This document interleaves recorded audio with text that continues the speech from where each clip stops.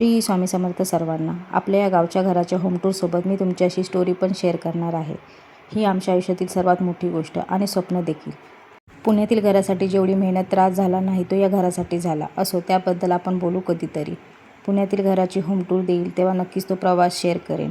हे आम्हा दोघा नवरा बायकोने स्वतःच्या हिमतीवर हातात काही नसताना बघितलेलं स्वप्न सत्यात उतरवलं. आमच्याकडे जागा होती पण बॅकअप सेव्हिंग अशी काही नव्हती. माझे सासरे गेले तेव्हा माझा नवरा आणि 5 बहिणी या सर्वांची जबाबदारी माझ्या सासूवर येऊन पडली. आमच्याकडे फक्त जमीन होती, त्यावर शेती करूनच सर्वांचा उदरनिर्वाह झाला. लग्न झाल्यावर आम्ही दोघांनी ठरवले गावाला घर बांधायचे. आम्ही कुठे फिरलो नाही, हौसमौज काही केले नाही आणि थोडीफार सेव्हिंग, लोन आणि थोडं सोनं मोडून हे घर बांधलं.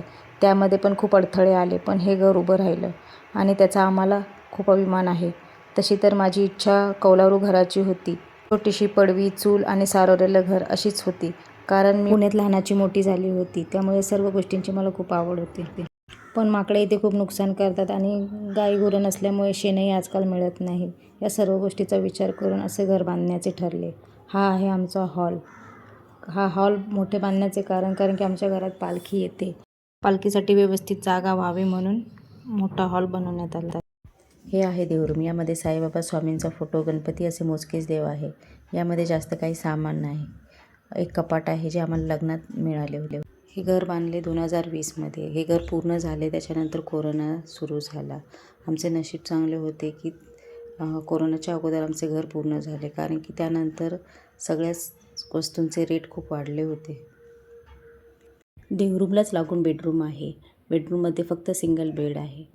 या घरासाठी मला काही लोकांची भरपूर मदत झाली, जसं की माझा भाचा, माझी नणंद.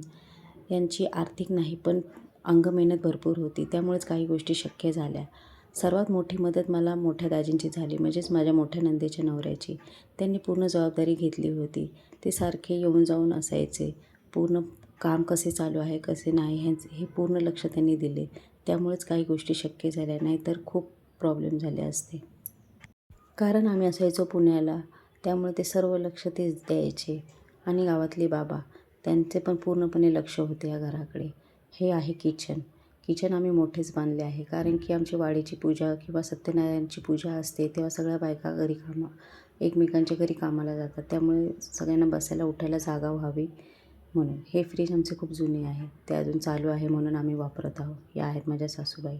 हा मागचा दरवाजा आहे. इथून बाहेर असं सारवलेलं आहे. इथून आत्ताच मागच्या वर्षी मी पडवी काढली, कारण की जी माझी इच्छा होती चुलीची ती पूर्ण करण्यासाठी मी पाठीमागच्या साईडला पडवी आणि इथे भांडी धुण्यासाठी छोटीशी बाथरूमसाठी जागा केली. ते पडवीमध्ये चूल आहे आणि फाटी वगैरे ठेवण्यासाठीच, म्हणजे लाकडं ठेवण्यासाठी जागा केलेली आहे. जास्त आम्हाला गॅस आम्ही वापरत नाही. गावाला जास्त चुलीचाच वापर होतो. आणि इथे पाण्याचा एक ड्रम ठेवला आहे आणि इथे भांडी घासण्यासाठी जागा केली आहे. इथे लागूनच आमच्या चुलत सासऱ्यांचे घर आहे आणि अशी इथं मोकळी जागा आहे. इथे आम्हाला झाडे वगैरे लावायची आहेत, पण अजून काय आमचं बांधकाम पूर्ण झालेलं नाही आहे. जसं जसं होईल तसं आम्ही ते पुढे करूच.